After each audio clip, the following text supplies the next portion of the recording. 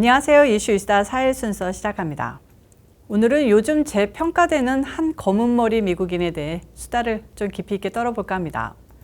주인공은 짐 용 킴, 세계은행 김용 전 총재인데요. 이 사람이 세계은행 총재였으니까 은행원 출신으로 성공한 재미동포라고 생각하시는 분들이 많습니다. 그리고 반기문처럼 한국 출신으로 알고 계신 분들도 많은데요. 이분은 5살 때 1964년 이민와 한국말 아주 어눌하시고요.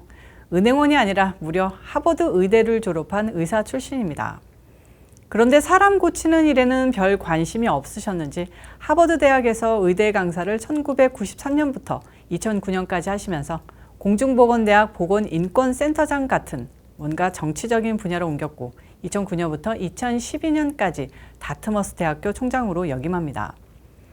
아이비리그 대학 사상 최초의 아시아계 총장이 된 건데 한국계뿐만 아니라 아시아계로서 하늘 같은 출세이고 재미동포로부터 진짜 우러름을 받았는데요. 딱 거기까지가 좋았습니다. 그 이후에 조지 부시, 힐러리, 오바마 등과 인연을 맺으면서 개인적으로는 더욱 출세 가도를 달리지만 지금 와서 보면 딱 그때부터 띠띠의 일원이 된 것 아닌가 정황적인 의심이 듭니다. 2012년 김용은 세계은행 총재로 취임하게 됩니다. 세계은행과 우리가 잘 아는 IMF는 뗄래야 뗄 수 없는 관계인데요. 원래부터 세계은행 총재가 미국인이 되면 IMF 수장은 유럽계가 되고 IMF 총장이 미국인이 되면 세계은행 총재는 유럽인이 먹는 그런 나눠먹기 시스템입니다. 그리고 잘 알다시피 세계은행, 말 그대로 세계를 통합하는 의미를 아주 직설적으로 내포한 기관은 당연히 음모론적인 띠띠과도 일맥상통하겠죠. 무려 그 기관의 수장을 한국계가 맡게 된 겁니다. 뭐 그런 띠띠도 몰랐고 음모론도 안 믿었을 때는 한국 동포가 세계은행 중 제일 높은 사람이 됐구나라고만 생각했을 텐데요. 지금 와서 보니까 몸과 마음을 바쳐서 얻어낸 직위 같습니다. 이 사람이 거기서 7년을 해먹다가 트럼프 대통령이 취임하고 2019년 세계은행 총재직을 관두게 됩니다. 그때 말들이 많았고 뉴스가 쏟아졌는데요. 그때 기사 하나 소개해드리겠습니다. 한국계 미국인인 김용 세계은행 총재가 임기를 3년 반쯤 남겨두고 지난 7일 오는 2월 1일자로 사임하겠다고 발표했다. 예상치 못한 발표였다. 그는 세계은행 직원에게 보낸 이메일에서 앞으로 개발도상국 인프라에 투자하는 민간 회사에 합류할 것이라는 계획도 밝혔다. 김 총재의 갑작스러운 사임을 두고 해석이 분분하다. 로이터, 가디언 등에 따르면 김 총재가 개인적인 이유로 떠난다고 했지만 김 총재 사임에는 도널드 트럼프 미국 행정부와의 불화가 크게 작용했다는 설이 지배적이다.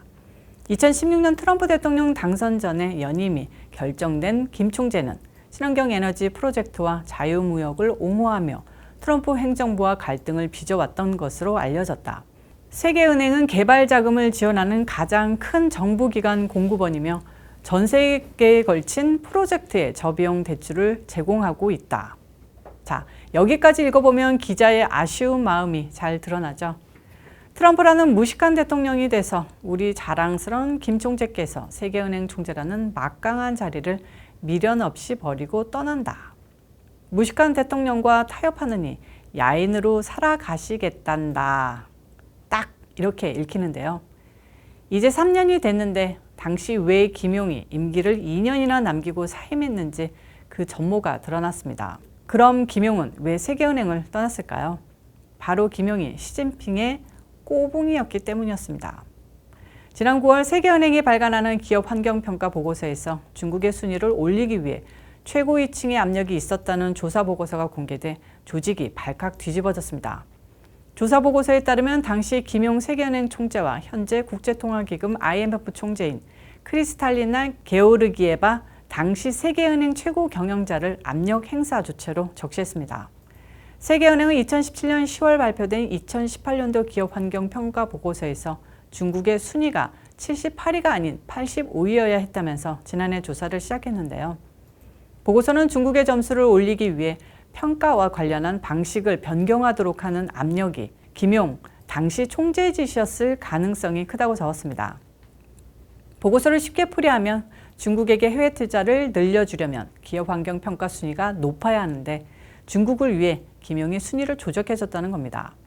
바이든 행정부는 조사 보고서가 공개되자 심각한 조사 결과라며 보고서를 분석하고 있다고 밝혔습니다. 보고서는 압력이 이메일, 브리핑 요청, 보고서 인쇄 연기 지시, 평가 방법과 관련한 토론 요구 등 다양한 형태로 이뤄진 것으로 밝혔는데요. 보고서는 이런 압력이 사실상 김용의 지시에 의한 것일 수 있다고 지적했습니다. 보고서는 게오르기에바 당시 CEO 역시 중국의 순위를 끌어올리기 위해 압력을 행사한 주요 인물로 적었는데요. 이분은 가만히 있지 않고 보고서가 나오자 폭탄 선언을 해버립니다. 바로 김용이 중국 순위 조작을 지시했으며 나는 오히려 이를 가로막기 위해 최선을 다했다라고 밝힌 겁니다. 불가리아 경제학자였던 게오르기에바는 당시 세계은행 CEO였다가 지금은 IMF 총재입니다. 그냥 그런 사람이 아니라 세계의 경제 대통령이나 마찬가지인 사람인데요. 이 사람이 김용이 나쁜 놈이라고 저격한 겁니다. 김용은 가만히 숨지기고 있는데 어떻게 나올지 흥미진진합니다. 그럼 김용이 중국 위에 일했다는 게 이번에 새로 드러난 사실이냐? 천만의 말씀입니다. 2019년 당시 기사에도 아주 잘 드러났습니다. 대통령은 2016년 대선 유세 당시부터 세계화의 천병으로 여겨지는 세계은행을 눈엣 가시로 여겼습니다. 띠띠비의 휘하에 있는 그 조직이니까 왜인지 설명 안 해도 되겠죠? 대통령은 대통령에 당선되면 세계은행의 미국 분담금을 삭감하겠다고 공공연하게 밝혔는데요.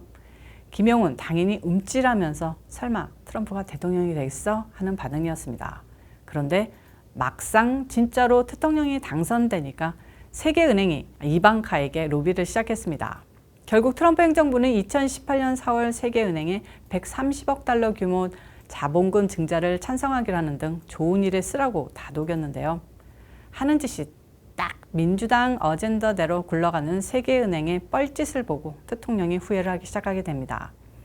특히 대통령이 파리 기후 변화 협정을 탈퇴하며 유럽 주도의 기후 변화 운동을 거부해왔지만 세계은행은 2018년 12월에 5년간 2천억 달러를 기후 변화 대응에 투자하겠다고 밝힌 것이 결정적이었습니다.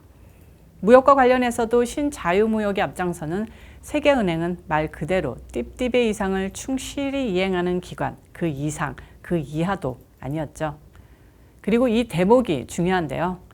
2019년 4월 세계은행의 증자를 결정한 트럼프 행정부가 증자 조건으로 대중국 융자 대폭 축소를 요구했는데 이걸 김용이 깔아뭉갠 겁니다.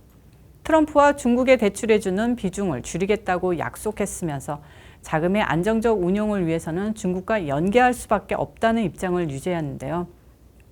당연히 대통령이 이놈 왜 이렇게 중국의 개가 됐지? 조사에 들어갔을 거고 시진핑을 위해 띠띠을 위한 앞잡이였음이 아주 쉽게 판명됐을 겁니다. 결국 그 이후로 쫓겨난 것이었겠죠. 공식적으로는 사임이었지만요. 그럼 이 메가더 천재상까지 받은 이런 한국 위인전기에 나올 만한 인간이 완벽한데 중국에게만 나약한 존재였을까? 단지 중국이라는 약점밖에 없는 비운의 인물일까라고 궁금해하시는 분들도 있을 텐데요. 천만의 말씀입니다.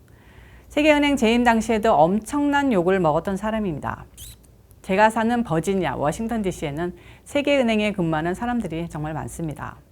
한국인들도 엄청 근무해서 한국 직원 모임도 따로 있을 정도입니다. 60년대부터 이민 온 올드타이머, 특히 공부 마니아 이민 1세대들이 세계은행에 취직하는 경우가 상당히 많았습니다. 이분들에게 김용 전 총재는 엄청나게 자랑스러운 존재면서 든든한 울타리 같은 사람이었기도 했겠지만 아쉬운 부분도 많은 사람이었다는 평가입니다. 그가 가장 욕을 먹은 게 조직개혁을 자기 입맛대로 한 것이었는데요. 긴축재정과 직원 감축이 엄청난 반발을 일으켰습니다. 조직 문화가 세계은행을 잡아먹고 있다면서 잘 다니던 직원을 입맛대로 골라서 추리고 자르고 하는데 당연한 반발이었습니다. 당시 언론에 따르면 김용이 조직 개편과 전체 예산의 8% 감축을 동시에 진행하면서 임원 48명의 일괄 사표를 받고 이 가운데 최고위직 3명을 설명도 없이 내보냈다고 하는데요. 사실상 월권과 마찬가지죠. 김 총재는 정부 자문 분야에서 경쟁 관계인 맥킨지 등 고비용 외부 자문업체를 이용해 내부 불만을 초래했습니다. 김 총재의 출신 배경, 그러니까 의사 출신이라는 점도 문제였는데요. 의사가 무슨 은행 총재냐는 반발도 심했고 그런 탓에 다른 재정 관료, 각국의 재무장관들 사이에서 사실상 왕따당하거나 어울리지 못했다고 합니다. 그래서 세계은행 지도부가 세계은행 명성에 먹칠을 한다는 소문을 냈었는데요. 그래서 오히려 같은 동양인인 중국이 띄워주니까 마음이 넘어간 거 아니었을까 하네요. 이런 반발 나온 게 2016년이고 세계은행 직원들을 대표하고 세계은행 직원조합은 2016년 8월 김 총재의 연임을 반대한다는 입장을 표했는데요. 어떻게 됐을까요? 오히려 같은 해 9월 연임에 성공했습니다. 조지 부시가 임명했는데 오바마가 살려준 거죠. 힐러리, 오바마 다들 이해 가시죠?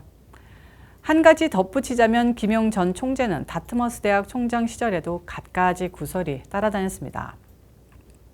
한 가지 예로 2011년에 당시 김 총장은 학교 예산 공개를 거부해 교수들과 학생회의 엄청난 반대에 부딪혔습니다. 세부 사항까지 공개하라는 결의안을 채택하는 등 교수들의 반대에 부딪히게 됩니다. 그는 예산에 대한 더 자세한 추가 보고서를 공개하고 교수들과의 회의를 열었다 등 다트머스 학부는 김용 총장에 대한 불만을 표시하는 사설들을 시콘했는데요. 요즘 학생들 사이에서 인기 없다고 묘사하기도 했습니다. 당시 한 프렛, 그러니까 한국식으로 동아리인데 신입생 신고식으로 사건을 해결하는 과정에서도 지도자로서 적합하지 않다라는 비난을 받았습니다. 또한 학교 일에 관심 없이 인맥 쌓기에만 충실했으며 또다시 뜬금없이 세계은행 총재로 지명돼 학교를 서둘러 떠나자 비난은 극에 달했습니다. 학생회는 김용의 재임 기간이 실패이며 일탈이었다고 비판했고 2012년 졸업생 대표는 김용이 세계은행 총재직을 위해 떠나는 것일 뿐 아니라 그가 이미 더 큰 자리를 찾는 중이라는 말이 세간에 떠돈다라고 말했습니다. 졸업생 대표가 졸업식에서 총장을 깐 건데 김용도 할 말이 없었을 겁니다.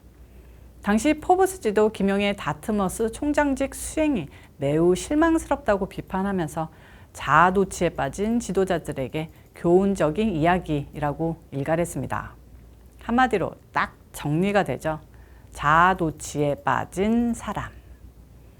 천재 소리 들으며 하버드 의대 졸업한 의사가 출세의 욕망에 사로잡혔다가 승승장구, 결국엔 모두의 존경을 잃고 악의 집단에게 충성을 맹세하고 적국의 개가 된 이야기. 만화나 영화에 나오는 비극적 악당의 일생이 아니라 위인처럼 묘사되는 한국인들이 우러르는 영웅의 진면목입니다. 단정적이고 확인된 건 아니지만 거의 99% 사실이 아닐까 싶습니다. 오늘 이슈 이슈다는 여기까지입니다. 시청해주셔서 감사합니다. 그리고 좋아요, 구독 꾹꾹 누르는 거 잊지 마시고요. 광고도 나오면 끝까지 시청해주시면 감사하겠습니다. 저는 다음 영상에서 또 찾아오겠습니다. 빠이.